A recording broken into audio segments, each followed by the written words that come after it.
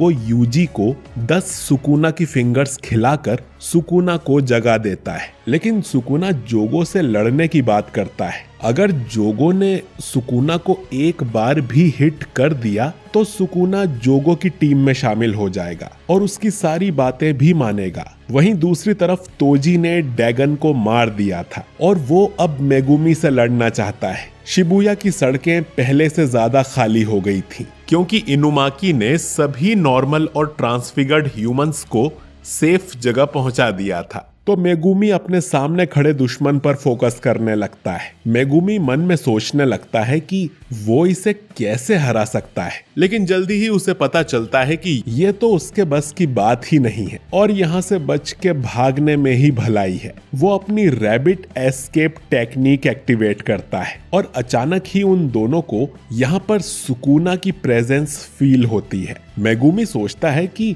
अब ये सुकुना कहाँ से टपक पड़ा। मेगुमी की टेक्निक से यहाँ लाखों खरगोश आ जाते हैं और मेगुमी इनकी आड़ में एक बिल्डिंग के अंदर भागने लगता है, लेकिन तोजी यहाँ भी उसके सामने आ जाता है। अपना डोमेन एक्सपेंशन करने की वजह से मेगुमी के पास ज्यादा कर्स एनर्जी नहीं बची थी। मेगुमी और उसके सारे रैबिट्स तोजी पर अटैक करते हैं, लेकिन तोजी को एक अटैक भी नहीं लगता। फिर वो जमीन पर जोर से लात मारता है और जो टुकड़े उछल के ऊपर आते हैं उन्हें सिर्फ अपनी उंगली से धक्का देकर तोजी सभी रैबिट शिकिगामी को मार देता है। दूसरी तरफ हम पांडा और कुसाकाबे को देखते हैं जो कि एक बिल्डिंग में लोगों की छानबीन कर रहे थे। पांडा कुसाकाबे से कहता है कि इनुमाकी ने पहले ही सभी इंसानों को सेफ जगह पहुंचा दिया है तो उन्हें टाइम वेस्ट नहीं करना चाहिए और गोजो को बचाने के लिए सीधा BF5 स्टेशन जाना चाहिए।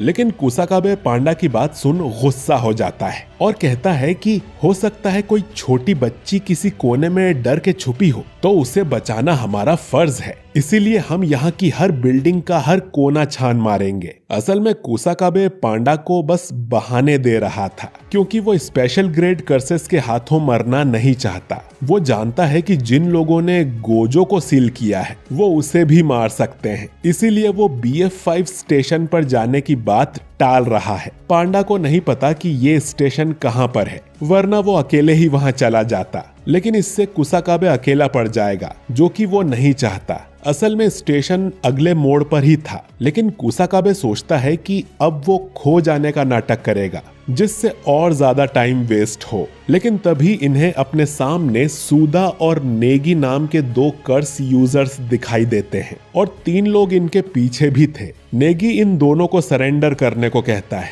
क्योंकि वो सॉसेरर्स को नहीं मारना चाहता। ये सुन कुसाकाबे कहता है कि पहले अपना इंट्रोडक्शन दो, वो भी आराम से, कोई जल्दी नहीं है। दूसरी तरफ मेगुमी अपने बाप से जान बचा के भाग रहा था और तोजी के हाथ में जो भी लग रहा था वो उसे मेगुमी पर फेंक कर मार रहा था। शिबुया में ही कहीं शोको भी आ चुकी थी जो कि अपनी रिवर्स कर्स्ड टेक्निक से लोगों के घाव भर सकती है और उसकी सुरक्षा के लिए प्रिंसिपल यागा अपनी कर्स्ड कॉप्स के साथ यहीं थे। शोको उसे भी जाकर लड़ने को कहती है, लेकिन यागा मना कर देता है क्योंकि इस ऑपरेशन के लिए शोको बहुत ज्यादा खास है। दुश्मन को उसके बारे में पता चला तो वो सीधा यहाँ हमला कर देगा। अगर शोको यहाँ नहीं आई होती तो कियोटाका और ताकुमा अब तक मर गए होते। यागा शोको से पूछता है कि उसने तो सिगरेट छोड़ दी थी ना, जिस पर शोको कहती है कि उसे अपने पुराने दिनों की याद आ रही थी। इधर मेगुमी तोजी के हमलों से बाल बाल बच रहा था। मेगुमी जल्द ही लड़ाई खत्म करना चाहता है और अगर वो घायल हो भी गया तो शोको उसे ठीक कर देगी, लेकिन तोजी इतना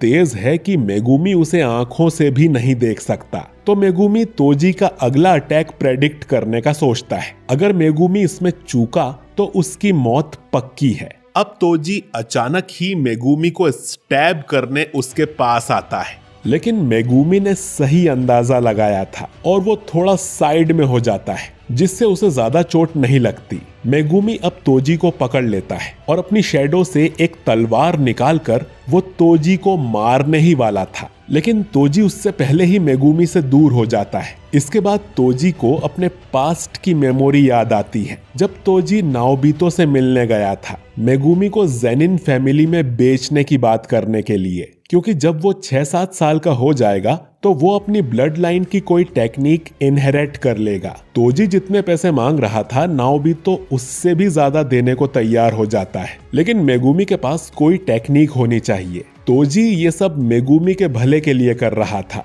जेनिन फैमिली में उसकी कोई जगह नहीं है, लेकिन अगर मेगुमी काबिल हुआ तो वो यहाँ पर काफी महान सॉर्सरर बन सकता है। इधर तोजी पहली बार मेगुमी से बात करता है और उससे उसका नाम पूछता है, जिस पर वो अपना नाम मेगुमी फुशिगिरो बताता है। ये सुनकर तोजी को गर्व होता है कि उसके बेटे ने जेनिन की जगह तोजी का सरनेम रखा है। इसके बाद तोजी अपने सिर में ही वो नुकीला कर्स्ड टूल घुसा लेता है, जिससे उसका वेसल मारा जाता है। मेगुमी पास जाके देखता है कि तोजी का शरीर वापस ओगामी के पोते जैसा हो गया था और उसे समझ नहीं आता कि इस आदमी ने खुद को क्यों मार लिया। खैर, मेगुमी को काफी चोट आ गई थी तो वो जल्दी से शोको के पास जाने लगता है, पर तभी उसे माँ की और बाकी सबकी याद आती है कि वो कहाँ है, और इतने में ही मेगुमी की पीठ में कोई तलवार मार देता है। ये वही कर्स यूजर हारुता था जिसकी नानामी ने पिटाई लगाई थी, पर ये जिंदा बच गया है। हारुता कहता है कि लाचारों को मारने का मजा ही अलग है। इधर सूदा बताती है कि वो और नेगी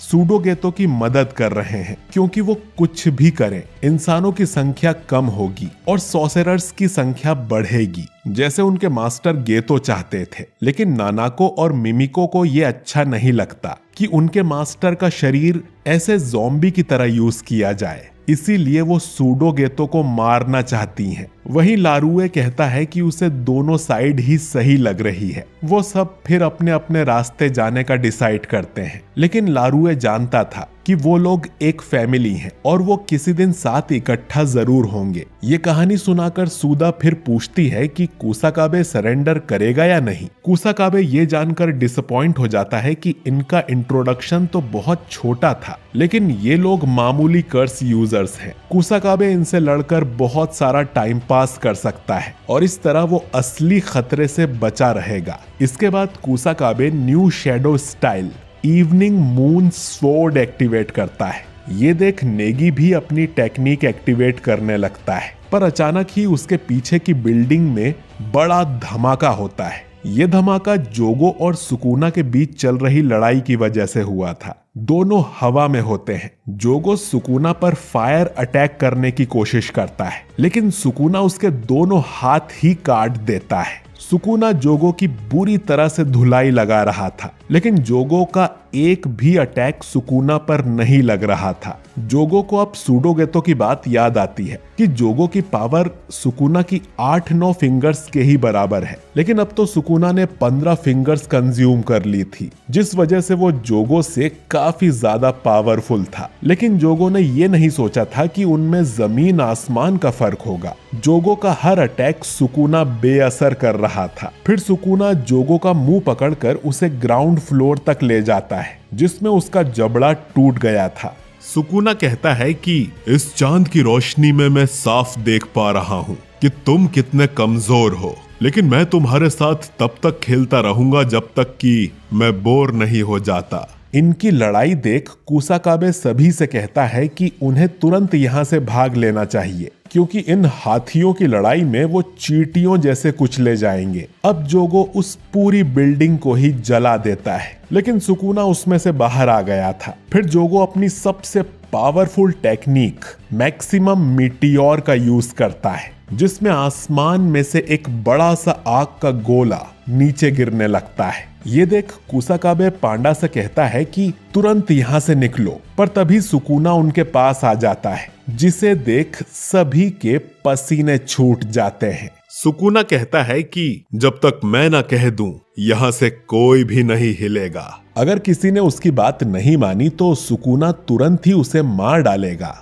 अब सभी लोग अपनी जगह पर फ्रीज हो जाते हैं। मीटियोर उनके ऊपर गिरने ही वाला था, लेकिन उससे ठीक पहले सुकूना इन्हें हिलने की परमिशन दे देता है और सभी लोग उस एरिया से भाग निकलते हैं। मीटियोर गिरने से बड़ा धमाका होता है। जोगो सोचता है कि इस अटैक से तो सुकूना को भी चोट आई होगी, लेकिन सुकूना जो उसके पीछे बैठा हुआ था कहता है कि चोट तो तब आएगी जब अटैक उसे लगेगा। वो पहले ही वहां से भाग गया था। अब सुकूना जोगो से पूछता है कि वो अपना डोमेन एक्सपेंशन क्यों नहीं करता, लेकिन जोगो जानता था कि डोमेन्स की लड़ाई में वो हार जाएगा, ठीक जैसे गोजो ने उसे हराया था। अब इसके बाद सुकूना खड़ा होता है और उसके हाथ से भी आग निकलने लगती है। जोगो को यकीन नहीं होता कि सुकूना के पास फायर वाली टेक्निक कहां से आई। सुकूना समझ जाता है कि शायद कर्स्ड स्पिरिट्स को इस टेक्निक के बारे में नहीं पता। वो जोगो से अब फायर बैटल करने को कहता है।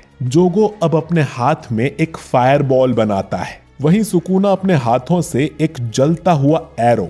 लेकिन फिर जोगो अपने मन में हानामी और डैगन से बात करने लगता है और उनकी मौत के लिए उनसे माफी मांगता है। हानामी कहता है कि माही तो अब भी जिंदा है। इंसानों को सबसे ज्यादा डर मरने से लगता है, लेकिन मौत ही उनके लिए आईना है। माही तो खुद एक मिरर है और वो कहीं ज्यादा पावरफुल बन सकता है, इसीलिए जोगो ने उसे उनका लीडर बनाया था।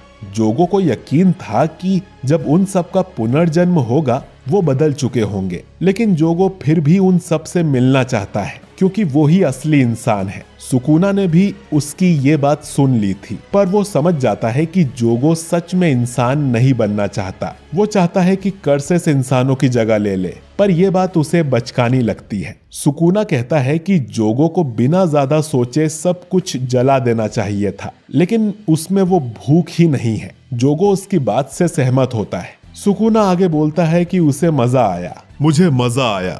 1000 सालों में मैं ना जाने कितने ही इंसान, सॉर्सरर्स और कर्स्ड स्पिरिट्स से लड़ा होऊंगा। उन सब के मुकाबले तुम इतने बुरे भी नहीं हो, तो तुम्हें खुद पर गर्व होना चाहिए। तुम काफी स्ट्रांग हो। अपनी तारीफ सुनकर जोगो की आंखों में आंसू आ जाते हैं। वो पूछता है कि ये कैसे हुआ, जिस पर सुकूना कहता है कि उसे भी नहीं पता। अब कहानी रियलिटी में आती है और हम देखते हैं कि जोगो की लाश जल रही थी। उसके तुरंत बाद ही सुकूना से एक कर्स यूजर उरा उमे मिलने आती है और सुकूना उसे देखकर पहचान भी जाता है, जैसे वो काफी समय से एक दूसरे को जानते हो। दूसरी तरफ मेगुमी मरने जैसी हालत में आ गया था, लेकिन उससे पहले मेगुमी ने अपना सबसे पावरफुल शिकिगामी बाहर निकाल लिया था, जिसे देख हारुता को रोना आ रहा था। और ये एपिसोड यहीं पर खत्म हो जाता है। तो दोस्तों, मुझे पता नहीं क्यों, लेकिन इस एपिसोड का एनिमेशन बहुत ज्यादा बेकार लगा। जुजुत्सु काइसेन में अभी तक किसी एपिसोड में इतना खराब एनिमेशन नहीं होगा, बल्कि तोजी और मेगुमी की फाइट तो फैन एनिमेशन लग रही थी। खैर, शायद मापा के पास बजट की कमी हो गई होगी और हमें अगले एपिसोड में फिर से टॉप क्वालिटी एनिमेशन देखने को मिल सकता है। बाकी तोजी के मरने से भी मैं काफी डिसअपॉइंटेड हूँ कि अगर उसे ऐसे ही मारना था तो उसे जिंदा करने का मतलब ही क्या था। बाकी मेगुमी बच पाएगा या नहीं, जानने के लिए अगला एपिसोड जरूर देखें। वीडियो